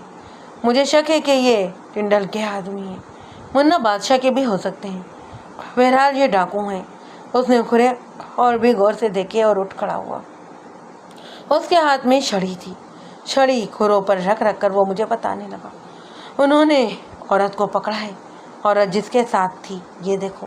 وہ عورت کو چھڑوانے کے لیے آگے بڑھائے، یہ بھی دیکھو، اسے گھسا پڑا ہے یا دھکا، وہ یہاں تک پیچھے ہٹا ہے۔ غرض وہ مجھے سمجھاتا رہا کہ یہاں اس آدمی کو ڈاکو مل گئے اور انہوں نے اس سے یہ عورت چھین لی۔ وہ ان سے لڑتا رہا اور ڈاکو اسے ساتھ لے گئے۔ میں نے اسے کہا کہ یہ آدمی بھی ڈاکوؤں کا ساتھی ہو سکتا ہے، وہ اکیلے ہی عاشق علی سے عورت چھین کر یہاں اپنے ساتھیوں سے آپ ملا ہوگا۔ کھوجیوں نے کہا، نہیں، وہ 16 آنے شہری ہے، یہاں اسے ڈاکو ملے ہیں اور اسے عورت چھین لی ہے۔ کھرا بتاتا ہے کہ یہاں پر زبردستی بھی ہوئی ہے۔ اور آگے گئے تو جنگل اور چٹانیں شروع ہو گئیں، درختوں کے گہرے جھنڈ تھے، وہاں بہت سی جگہ خوبصورت تھی، ہری گھاس بھی تھی، بھنگ کے پودے بھی بے شمار تھے۔ ہم جنگل میں داخل ہو گئے۔ کھوجی نے گھاس پر بھی کھرا دیکھ لیا جو مجھے بالکل نظر نہیں آیا۔ ہم بہت اندر تک چلے گئے۔ کھوجی ایک جگہ رک گیا، اس نے مجھے گھاس دکھائی جو ذرا دبی ہوئی تھی۔ اس نے مجھے یہ گھاس غور سے دیکھنے کے لیے کہا تو میں نے بھی اور زیادہ غور سے دیکھا۔ میں سمجھ گیا کہ وہ کیا کہہ رہا ہے۔ یہاں لڑکی پر مجرمانہ حملہ کیا گیا تھا۔ وہاں سے کوئی 40 قدم آگے تو صاف پتہ چلتا تھا کہ یہاں گروہ کے آدمی نے قیام کیا تھا۔ دیسی شراب کی 2 خالی بوتلیں اور بہت سی ہڈیاں بھی پڑی ملی۔ سگریٹوں کے بہت سے ٹکڑے بھی بکھرے ہوئے تھے۔ چونکہ یہ بات ثابت ہو گئی کہ لڑکی کو ڈاکو لے گئے، اس لیے آگے جانا بیکار تھا۔ میری سمجھ میں یہ آیا کہ عاشق علی راحت کے ساتھ ٹانگے میں فرار ہو گیا تو اسے انور نے دیکھ لیا۔ اس نے دوسرے ٹانگے میں اس کا تعاقب کیا اور یہاں پر آ کر اسے پکڑ لیا۔ انور کے متعلق اس کے گھر سے پتہ چلا تھا کہ وہ گھر سے غائب ہے، اور اس کے باپ سے بھی یہ پتہ چلا تھا کہ وہ قتل کی دھمکیاں بھی دیتا پھرتا ہے۔ اس نے راحت کے باپ کو قتل کی بھی دھمکی دی تھی، اور راحت کی ماں کو اس نے اتنا دہشت زدہ کر دیا کہ اس نے اسے اپنی بیٹی کے ساتھ بند کمرے میں ملنے کی اجازت دے رکھی تھی۔ اس سے یہ رائے قائم کی جا سکتی تھی کہ انور میں قتل کرنے کی صلاحیت موجود تھی۔ چائے قتل پر ڈاکوؤں کا کوئی کھرا کھوج نہیں تھا۔ اب سوچنا یہ تھا کہ انور اور عاشق علی اس ویرانے میں کس طرح آن نکلے۔ یہ سراغ صرف اس صورت میں مل سکتا تھا کہ ڈاکوؤں کو پکڑا جائے، لیکن یہ کام بے حد مشکل بلکہ ناممکن تھا۔ ان کا کوئی ایک ٹھکانہ نہیں ہوتا تھا۔ آپ سن کر یہ شاید حیران ہو کہ ان پیشہ ور رہزنوں اور ڈاکوؤں کے ساتھ ہم رابطہ بھی قائم کر لیا کرتے تھے۔ یہ رابطہ خاص قسم کے مخبروں کے ذریعے ہوتا۔ اس کام کے لیے کھوجیوں کا بھی استعمال کیا جاتا۔ بعض وارداتوں کی بھی سراغ رسانی میں پیشہ ور گروہ ہماری مدد بھی کیا کرتے۔ میں نے یہ فیصلہ کیا کہ یہ معلوم کروں کہ یہ کس کا گروہ ہے، پھر اس کے سربراہ سے رابطہ قائم کر کے کہوں کہ لڑکی اور لڑکا مجھے واپس کرتے، کیونکہ یہ دونوں قتل کے مجرم ہیں۔ یہ ڈیوٹی بوڑھے کھوجی نے اپنے ذمے لے لی۔ ڈاکوؤں کی مدد حاصل کرنے کے لیے شرط یہ ہوتی تھی کہ انہیں دھوکے سے گرفتار نہیں کیا جائے گا۔ ایسے واقعات بھی ہوئے تھے کہ کسی پولیس انسپکٹر نے کسی ڈاکو کو پیغام دیا اور اس سے مدد لینے کے بہانے اسے گرفتار کر لیا۔ تھوڑے ہی دنوں بعد پولیس انسپکٹر نامعلوم افراد کے ہاتھوں مارا گیا۔ میں نے بھی یہ گروہ کے 2 افراد کو ایک بار گرفتار کیا تھا، ایک کو سزائے موت اور دوسرے کو 2 دفعات میں 7 سال سزائے قید دلوائی۔ لیکن یہ دھوکہ نہیں تھا، یہ میرے ایس آئی اور 6 کانسٹیبلوں کا کارنامہ تھا، جن میں سے 2 کانسٹیبل گولیوں سے زخمی ہو گئے۔ یہ ڈاکو اس علاقے کے ایک مشہور ڈاکو ٹنڈل کے گروہ کے افراد تھے۔ ٹنڈل نے مجھے یہ پیشکش بھی کی تھی کہ 20,000 روپیہ نقد لے لوں، جس قسم کی لڑکی کی خواہش کروں وہ بھی مجھے جتنے عرصے کے لیے چاہوں پیش کی جائے گی، میں اس کے دونوں آدمی پر چھوڑ دوں۔ یہ دونوں اس کے استاد ڈاکو تھے، پر میں نے یہ پیشکش قبول نہیں کی۔ اب مجھے پتہ چلا کہ راحت اور انور اسی کے قبضے میں ہیں۔ یہ اطلاع مجھے واردات کے تیسرے روز ملی۔ بوڑھے کھوجی نے ٹنڈل کو ڈھونڈ نکالا۔ میں نے اسے گھوڑا مہیا کیا تھا۔ ان کی ملاقات ایک جنگل میں ہوئی تھی۔ میں نے ٹنڈل کو کبھی نہیں دیکھا تھا۔ مخبر نے بتایا بڑا ہی ہوبرو اور بڑا ہی زبردست قسم کا جوان ہے۔ کھوجی نے بڑی مشکل سے اس تک رسائی حاصل کی۔ اس نے ٹنڈل کو اس کے جاننے والے ایک آدمی کے ذریعے میرا پیغام بھجوایا کہ لڑکی اور انور مجھے واپس کر دو، یہ میرے ملزم ہیں۔ ٹنڈل یہ سن کر کھوجی سے ملنے آ گیا۔ اس نے کپڑوں کا ایک بنڈل بوڑھے کھوجی کو دے کر کہا، یہ احمد یار خان کو دے دینا اور اسے کہنا کہ تم نے مجھ پر کون سا احسان کیا تھا کہ میں تمہیں اتنا قیمتی مال واپس کر دوں، اور اسے یہ بھی کہنا کہ میں نے مفت کام کرنے کو نہیں کہا تھا، میں نے وہ قیمت پیش کی تھی جو تم ساری عمر خواب میں بھی نہیں سوچ سکتے۔ اس نے ٹھیک کہا تھا۔ دوسرے جگہ عظیم سے پہلے 20,000 روپے آج 1,00,000 روپے کے برابر تھے۔ اس نے یہ بھی کہا کہ احمد یار خان کو یہ بھی کہہ دینا کہ تمہارا سکھ تھانے دار اور سپاہی واقعی دلیر لوگ ہیں جنہوں نے میرے آدمیوں کا مقابلہ کر کے میرے 2 آدمی پکڑے۔ میں ملک کی اس ایمانداری اور بہادری کی بھی تعریف کرتا ہوں۔ یہ تحفہ لے جاؤ اور اسے بتا دینا کہ لڑکی اب ہمیشہ کے لیے میری ہو گئی ہے، اور اس کے ساتھ جو آدمی تھا اس کی لاش کسی بھی روز تمہیں مل جائے گی۔ بوڑھا کھوجی یہ پیغام لایا اور کپڑوں کا بنڈل مجھے دیا۔ کھول کر دیکھا، اس میں راحت کی شلوار قمیض اور دوپٹہ تھا۔ میں نے یہ کپڑے پہچان لیے۔ جس رات وہ بھاگی تھی اس رات اس نے یہی کپڑے پہن رکھے تھے۔ میری طبیعت میں تھوڑا اکڑ پن تھا۔ میں نے تہیہ کر لیا کہ دھوکے میں پکڑوں یا مقابلے میں، ٹنڈل کو اب ضرور پکڑوں گا، خواہ کتنے ہی عرصے بعد موقع ملے اسے چھوڑوں گا نہیں۔ میں نے فوری طور پر اس کے خلاف کوئی بھی کارروائی نہیں کرنا چاہتا تھا، کیونکہ بوڑھے کھوجی کی اپنی اور اس کے خاندان کی جان کا خطرہ تھا۔ میں اب یہ سوچ رہا تھا کہ اس کیس کی کیا رپورٹ تیار کروں۔ مجھے اب یہ یقین کرنا تھا کہ راحت کے ساتھ جو آدمی ڈاکو کے ساتھ گیا وہ انور ہی تھا، اور مجھے یہ بھی معلوم کرنا تھا کہ راحت، عاشق علی اور انور اس ویران علاقے میں کس طرح پہنچے۔ میرا ایسا ہی 3 روز سے ٹانگے وہ ڈھونڈ رہا تھا جو اس ویرانے میں گئے تھے۔ شہر بہت بڑا نہیں تھا، بڑی قسم کا قصبہ تھا۔ شہر میں لائسنس یافتہ ٹانگوں کی تعداد 169 یا 90 تھی۔ میرے پولیس اسٹاف نے 3 دنوں میں تقریباً ہر ٹانگے والے سے پوچھ لیا، لیکن کسی نے بھی نہ بتایا کہ وہ اس ویرانے میں سواری لے کر گیا تھا۔ اس لیے مجھے شک ہوا کہ ٹانگے والوں کے سامنے قتل ہوا ہے، اس لیے وہ ڈر گئے ہیں۔ انور کے گھر سے اس کے متعلق پوچھا تو پتہ چلا کہ وہ ابھی تک لاپتہ ہے۔ ٹانگا بانوں کا ایک نمبر دار تھا۔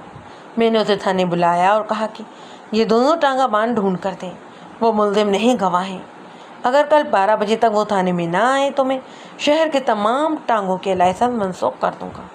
اور اس کے ساتھ ہی میں نے تمام کانسٹیبلوں کی ڈیوٹی لگا دی کہ وہ تمام ٹانگے بانوں سے کہہ دیں کہ کل صبح لائسنس لے کر تھانے آ جائیں، اور انہیں خبردار کریں کہ جو غیر حاضر ہوا اس کا لائسنس منسوخ ہو جائے گا۔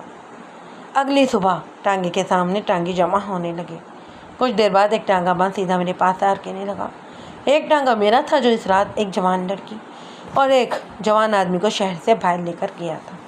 اس نے اس ٹانگا بان کا نام بھی بتا دیا جس کا ٹانگا اس کے پیچھے گیا تھا۔ میں نے دوسرے کو بھی پکڑ لیا۔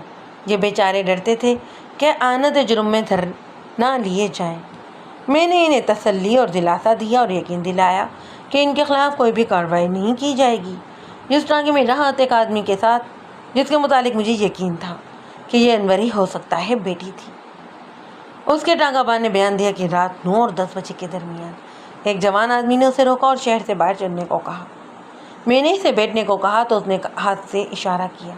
ایک درخت کے پیچھے سے ایک لڑکی سامنے آئی اور بہت تیز تیز چلتی ہوئی ٹانگے میں بیٹھ گئی۔ وہ آدمی اس کے ساتھ بیٹھ گیا۔ سامنے سے ایک آدمی آ رہا تھا، وہاں بجلی کے بلب کی روشنی تھی۔ میں ٹانگا چلانے لگا تو وہ بہت تیزی سے ٹانگے کے سامنے آ گیا اور مجھے کہا، روکو ٹانگا۔ وہ پیچھے گیا۔ اس نے شاید لڑکی کو پہچان لیا تھا۔ اس نے لڑکی سے پوچھا، راحت کہاں جا رہی ہو؟ لڑکی کی جگہ اس کے ساتھی نے جواب دیا، زندہ رہنا چاہتے ہو تو یہاں سے غائب ہو جاؤ۔ اس نے مجھے کہا، چلو بھائی، تم کیوں رک گئے؟ میں نے ٹانگا چلا دیا۔ وہ آدمی چند قدم میرے ٹانگے کے پیچھے چلا۔ وہ بار بار کہہ رہا تھا، دیکھو راحت، یہ ٹھیک نہیں۔ اور 2-3 بار اس نے کہا کہ انور تم بھاگو، کہاں تک بھاگتے ہو، میں تمہیں چھوڑوں گا نہیں۔ ٹانگے میں بیٹھے ہوئے آدمی نے مجھے کہا، ذرا تیز چلاؤ یار، دگنے پیسے دوں گا۔ میں نے گھوڑے کو بھگا دیا۔ آگے سے ایک خالی ٹانگا آ رہا تھا۔ مجھے آواز سنائی دی، اوئے ٹھہرو۔ میری سواری نے مجھے کہا، दोस्त, मुंह मांगे पैसे दूंगा, घोड़े को खुला छोड़ दो।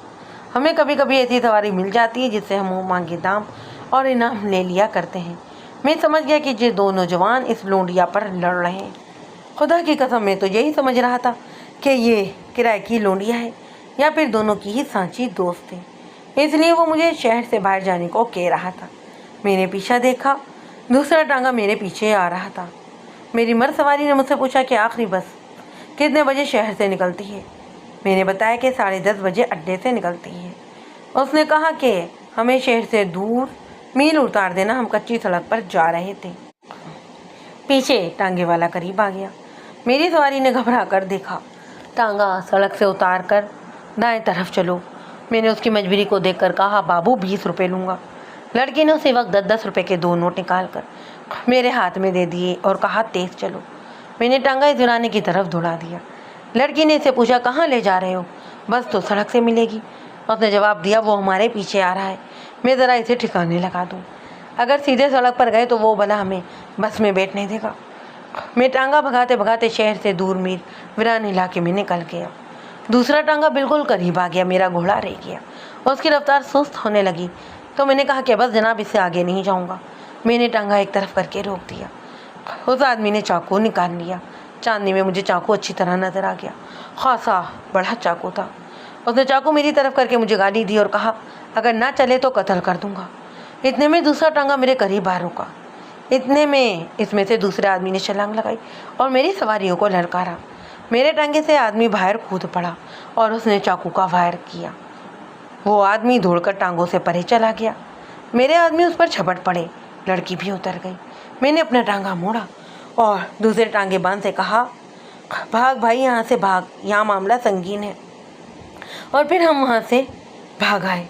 दूसरे टांगे बांध ने बयान दिया कि उसे एक आदमी ने रोका और कहा कि इस टांगे को पकड़ना है, जो मांगोगे दूंगा। मैंने उसे 25 रुपये मांगे, वो मान गया। मैंने अपना घोड़ा दौड़ाया और इससे पूछा कि किस्सा क्या है। उसने जवाब दिया कि एक लड़का हमारे मोहल्ले की एक लड़की को भगाकर ले जा रहा है, इसे पकड़कर पुलिस के हवाले करना है। अगला टांगा कच्चे में उतर गया तो मैंने टांगा सड़क से उतार कर उसके पीछे ढाल दिया। इस आदमी ने मुझे कहा, अगर इससे लड़की छीनने में तुम मेरी मदद करो तो मैं तुम्हें 50 रुपये अलग से इनाम दूंगा। मैंने सौदा कबूल कर लिया। बहुत दूर जाकर अगला टांगा रुक गया। मैंने अपना टांगा उसके करीब रोका। वो मेरे टांगे से कूद कर उतरा और मुझे कहा, आ जाओ दोस्त। और उसने ललकार कर कहा, आजा अनवर, अब देखता हूँ तुम भाग कर कहाँ जाओगे। मैं भी टांगे से उतर ही रहा था कि दूसरे टांगे से एक आदमी निकला। शायद वही अनवर था जिसे मेरी सवारी ने ललकारा था। चांदनी बड़ी साफ थी। उसने चाकू का वार मेरी सवारी पर किया। मेरी हिम्मत ना हुई कि मैं उसकी मदद करता। वो एक तरफ दौड़ा तो दूसरे आदमी ने उसे जा लिया और उसे चाकू पर चाकू मारने लगा। उस आदमी ने शोर शराबा किया, हाय हाय भी की। इतने में दूसरे टांगा बांध ने अपना टांगा मोड़ा और मुझे पुकार कर कहा, भाग भाई, यहाँ से भाग। और हम टांगे मोड़ कर वहाँ से भाग आए। मैं 50 रुपये के लालच में अपनी सवारी से 25 रुपये किराया भी ना ले सका। दोनों टांगा बानों के बयानों से मेरी और खोजी के कयास आरई सही निकली। मेरा ख्याल था कि लड़की को आशिक अली ले जा रहा था, लेकिन वो अनवर था। उस वक्त आशिक अली थाने से घर जा रहा था। टांगे बानों के बयान के मुताबिक ये वही वक्त था जब मैंने आशिक अली को थाने से घर जाने की इजाज़त दे दी थी और उसे कहा था कि सुबह 9 बजे थाने में पहुंच जाना। मालूम होता है कि वो थाने से घर जा रहा था कि रास्ते में उसे अनवर और राहत टांगे में बैठे हुए नजर आए। अनवर ने यह सोचा कि अड्डे से बस पर सवार होने की बजाय वो शहर से बाहर बस रोक कर सवार हो जाएगा, जहाँ उसे और राहत को कोई देख नहीं सकेगा। मालूम नहीं उनकी मंजिल क्या थी। आशिक अली कत्ल हो गया। राहत और अनवर को डाकू अपने साथ ले गए और टंडल ने मुझे पैगाम भेजा कि अनवर की लाश भी तुम्हें मिल जाएगी। अब कोई शक नहीं रह गया कि आशिक अली के बाप को जहर रात नहीं दिया और अनवर इसके जुर्म में शरीक था। रात ने आशिक अली को अयाशी का जरिया बना रखा था। वो दरअसल अनवर को चाहती थी। मेरा मसला ये था कि इन दोनों मुलजिमों को जिंदा पकड़ना था, जो बज़ाहिर नामुमकिन नज़र आता था। टंडल को पकड़ने के लिए मुझे पुलिस की ज़्यादा नफरी की ज़रूरत थी। मैंने अपने एएसआई को पास बिठाकर वारदात, तफ्तीश और इस दौरान पैदा होने वाली हालात की तफसीली रिपोर्ट तैयार करनी शुरू कर दी। मेरी रिपोर्ट हेडक्वार्टर भेजकर वहाँ से काफ़ी मदद हासिल करना चाहता था ताकि मैं टंडल को पकड़ सकूँ। दिन भर हम रिपोर्ट देखते रहे। रात को मैं ज़रा जल्दी सो गया। कई दिनों की मुसलसल भाग दौड़ ने मुझे सता दिया था। कांस्टेबल ने जब मुझे जगाया तो सुबह के 5 बज रहे थे। वो मुझे इतला देने आया कि एक लाश मिली है। मैं आंखें मलता हुआ क्वार्टर से दफ्तर की तरफ चल निकला तो कांस्टेबल ने कहा, उधर नहीं मलिक साहब, इधर। वो मुझे थाने के एक हाथे के बाहर पिछाड़े ले गया। वहाँ एक और कांस्टेबल खड़ा था और उसके करीब बोरी रखी थी। बदबू बता रही थी कि उसमें लाश है। इधर से गुजरने वाले एक आदमी ने जो बोरी के करीब खड़ा था बोरी देखी। बोरी का मुंह बंद था। उस आदमी ने हाथ लगाया, उसे बदबू भी आई। उसने थाने में इतला दी। मैंने बोरी खुलवाई, अंदर से एक लाश निकली। उसके घुटने सीने पर थे और सर काट कर अलग रखा हुआ था। बोरी में से एक कागज निकला जिसका साइज बच्चों की कॉपी के कागज जितना था। बद्दे जितने हरूफ में उस पर हिंदी जुबान में मेरा नाम अधूरा लिखा हुआ था। मलिक यार खान को मिले, नीचे लिखा था, तुम्हारी इमानत वापिस है। रसीद पर्चा नहीं चाहिए। इसको हमने सजा दे दी है। इसने कबूला है कि लड़की के खावंद को उसने लड़की के हाथ से जहर पिलवाया था। फिर उसने लड़की को घर से भगाया और रास्ते में एक और आदमी को कत्ल किया है। लड़की राजी खुशी है, इसकी फिक्र तुम मत करो। टिंडल ये लाश रात के वक्त डाकू रख कर गए थे। मैं लाश थाने में ले गया। अनवर के बाप को बुलाया। उसे लाश का चेहरा इस तरह दिखाया कि मैंने इसका कटा हुआ सर उसके कंधों के साथ रख दिया था। उसकी टांगें सीधी नहीं हो रही थी क्योंकि अकड़ गई थी। मैंने ऊपर चादर डाल दी, सिर्फ चेहरा को नंगा रखा। उसके बाप को ये नहीं बताया कि सर अलग है। उसने चेहरा देखा तो अचानक चकरा कर गिरा और फिर बेहोश हो गया। मैंने लाश पोस्टमार्टम के लिए भेज दी। बाप जल्दी होश में आ गया। उसने कहा कि ये उसके बेटे अनवर की लाश है। उसके बाद वो कुछ नहीं बोला। ये शख्स 12-13 रोज बाद बयान देने के काबिल हुआ। उसका दिमागी तवाज़ुन बिगड़ गया।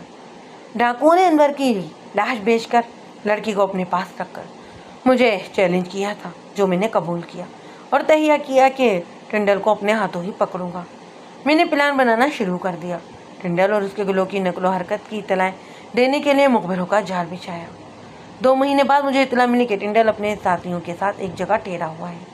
ये छोटा सा एक गाँव था। मैंने रात के वक्त 10 कांस्टेबलों की मुसल्ला नफरी से छापा मारा। अगर मालूम होता कि मुखबरी दोगली है, टिंडल को भी इतला मिल चुकी थी कि मैं आ रहा हूँ, वो भाग सकता था। लेकिन उसने मेरे मुकाबले के लिए मोर्चाबंदी कर ली। उसने गांव का घेरा मुकम्मल होने ही नहीं दिया। पहली गोली उसकी तरफ से आई, फिर दोनों तरफ से गोलियां चली। गांव के अंदर गए तो टिंडल और उसके सारे आदमी निकल कर आ गए। अगर मेरे साथ पंजाबी और पठान कांस्टेबल होते तो मैं ज़रूर कामयाब हो जाता, मगर मेरे साथ सिर्फ एक मुसलमान और एक सिख कांस्टेबल थे। अगर मेरे साथ पंजाबी कांस्टेबल होते तो मैं ज़रूर कामयाब हो जाता, मगर मेरे साथ सिर्फ एक मुसलमान और एक सिख कांस्टेबल था। बाकी 5 हिंदू थे। इसके बाद मुझे कोई मौका ना मिला क्योंकि 1 ही महीने बाद मुझे एक लंबी स्पेशल ड्यूटी पर दिल्ली भेज दिया गया। ये खूनी ड्रामा एक बूढ़े आदमी की हवीस की वजह से खेला गया, जिसने 10,000 रुपये के अवस नौजवान लड़की से शादी की। वो खुद कत्ल हुआ, उसका जवान बेटा भी कत्ल हुआ। एक और माँ बाप का अखलौता जवान बेटा डाकुओं के हाथों कत्ल हो गया, और वो नौजवान लड़की जिसे किसी बाइज्जत घर में आबाद होना चाहिए था, हमेशा के लिए एक डाकू की दाश्ता बन गई।